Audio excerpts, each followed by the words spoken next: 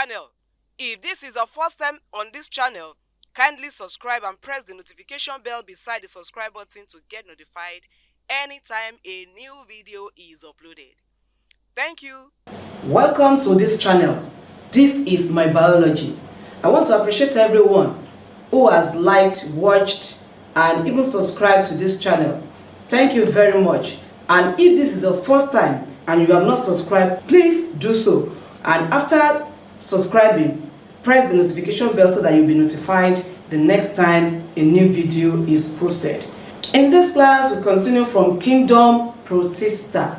Kingdom Protista contains organisms that possess animal-like features and organisms that possess both plant and animal-like features. When we go into details, you will understand better what I mean by these statements. But before we go into details, let's see the characteristics of organisms that are found in this kingdom.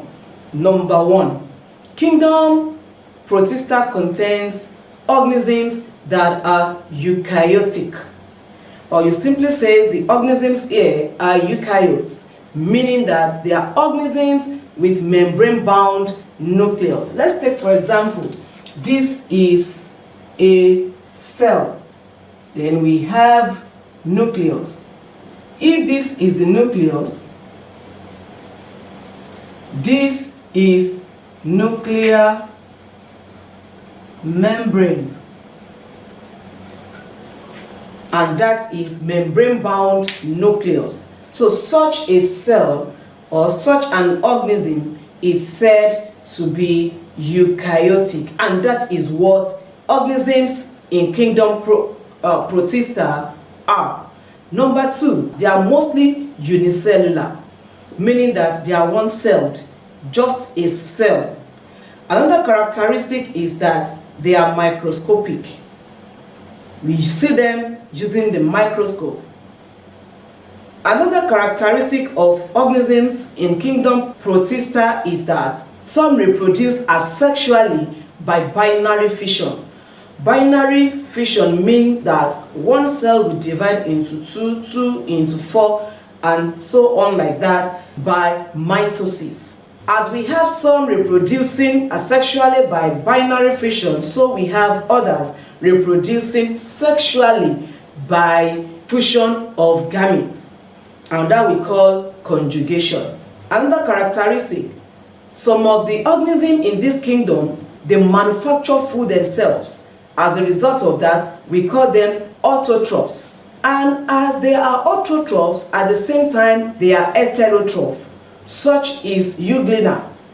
It possesses both plant characteristics and animal characteristics, while others in this group obtain their food heterotrophically, meaning that they do not manufacture food themselves, but they depend directly or indirectly on already made food by green plants. Another characteristic is that some of the organisms in this group, they are free living, meaning that they move on their own. And as a matter of fact, any organism that is free living possesses locomotory organelle or locomotory organ. These protists that are free living, they possess locomotory organelle. An example of such is Paramecium. Paramecium possesses locomotory organelle known as cilia. That is the plural form, cilia. While the singular form is cilium. Then we have amoeba. Amoeba possesses locomotory organelle known as pseudopodia. That's the plural form, while the singular form is pseudopodium. The word pseudo simply means false foot or false feet. And that tells us that pseudopodium or pseudopodia is not a permanent structure, as we have cilia in Paramecium. This pseudopodium is only produced when the organism needs to move or needs to feed, because it uses the pseudopodium not only for movement, but for movement and for phagocytosis, that is to engulf its food. Another organism in this kingdom that is free living and possesses locomotory organelle is the euglena, and it possesses flagellum for movement. Only one flagellum.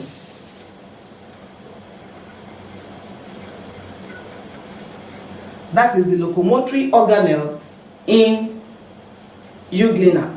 Another organism here is Didinium. Didinium also possesses locomotory organelle known as cilia or cilium. Kingdom Protista contains 4 phyla. Phyla is the plural form of phylum. The phyla are Euglenophyta, Protozoa, Pyrophyta, Chrysophyta. This is what I mean. There are 4 phyla in Kingdom Protista, and they are Euglenophyta. Example is Euglena. We have Protozoa. Example of such, we have Paramecium, we have Amoeba, we have Plasmodium, Trypanosoma. Pyrophyta, example, we have golden brown algae, we have diatoms, and so on. Then we have Chrysophyta. Example, we have dinoflagellates. Now, the representative of this group is what we're going to be considering now. And the representatives are the phyla Euglenophyta and Protozoa. The phylum Euglenophyta. An example of that is Euglena. This Euglena is an organism that possesses both plant and animal features. Looking at the structure, it looks like this. Right here we have the pellicle. Here we have the chloroplast. Here we have the eye spots.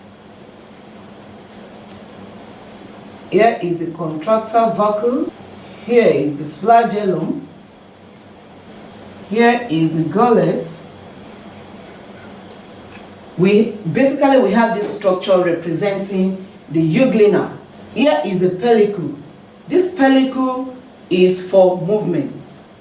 It provides flexibility and at the same time movement, and that is an animal feature. It possesses chloroplast. This chloroplast is the organelle where we have chlorophyll contained, and that is a plant feature. It manufactures its food using the chlorophyll present in the chloroplast. Here is the eye spot to detect sunlight, and that is an animal feature. The gullet for ingestion of food, and that is an animal characteristic. We have paramylon granule, that's the form in which the starch is stored, and that is characteristic of plants. Here we have flagellum for movement, and that is animal feature. We have contractile vacuole for excretion and osmoregulation. That is animal characteristic.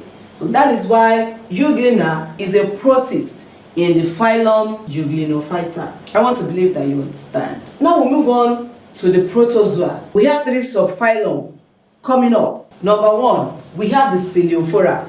The Celiophora are the organisms that possesses cilia or cilium for movement. An example of this is Paramecium. Paramecium has a structure that looks like slippers. It possesses cilia for movements. There are 2 contractile vacuole, anterior and posterior contractile vacuole for osmoregulation. It has 2 nuclei, macronuclei and meganuclei. The micronuclei is meant for reproduction, while the meganuclei is meant to control other activities of the cell. It has oral groove, it has gullet for feeding. Paramecium exhibits both sexual and asexual reproduction. Sexual reproduction is by conjugation, as the fusion of the gametes, while asexual reproduction is by binary fission. Then we move on to the Rhizopoda. The Rhizopoda contains organisms that possesses pseudopodium or pseudopodia for movement. An example of that is amoeba. Amoeba is an organism that is described as having no definite shape. The reason why it does not have definite shape is because of the production of the pseudopodia anytime it needs to move or it needs to feed. It possesses two layers of fluid, the sol and the gel. So when it contracts and relaxes, we have this fluid flow into the cell membrane to protrude, and that forms the pseudopodium or the pseudopodia, and that is how it moves. Whether it needs to run away from danger or needs to run after its prey, it moves, and it moves with pseudopodia. We have sporozoa. Sporozoa is a subphylum of sporozoa in kingdom Protista. It contains organisms that do not possess locomotory organelle, meaning that they are parasites. They are parasites in another organism. Example of this, we have Plasmodium, and number 2 we have Trypanosoma. Plasmodium is a parasite in female Anopheles mosquito, and it is the causative organism of malaria fever in man. While Trypanosoma is a parasite in tsetse fly, and it is the causative organism of the sleeping sickness known as trypanosomiasis. To this end, we have been able to establish that kingdom Protista consists of organisms that possess animal-like features, while others possess both plant and animal-like features. We have seen their characteristics as being unicellular, they are aquatic, they are microscopic, they are eukaryotic. Some are heterotrophs, while others may be heterotrophs and autotrophs. We talked about some of them possessing locomotory organelle because they are free-living, and the locomotory organelle include cilia, pseudopodia, and flagellum, as seen in Paramecium, amoeba, and euglena, respectively.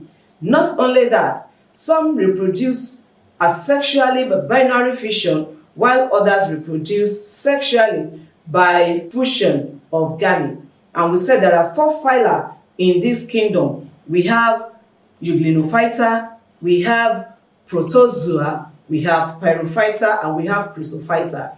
And the representative of this group are seen in Euglenophyta and Protozoa. The Euglenophyta consists of organisms that possess both plant and animal characteristics, such is euglena.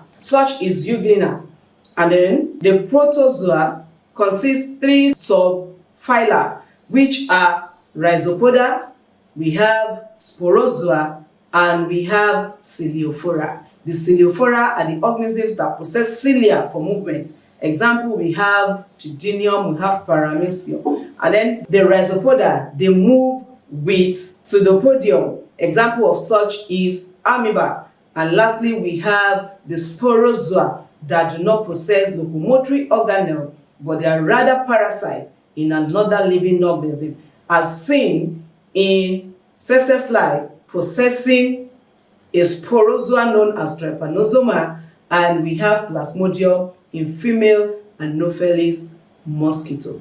Thank you very much for watching. This is where we're going to stop for today. Till next time that we are meeting, please keep studying and keep loving biology. Bye-bye.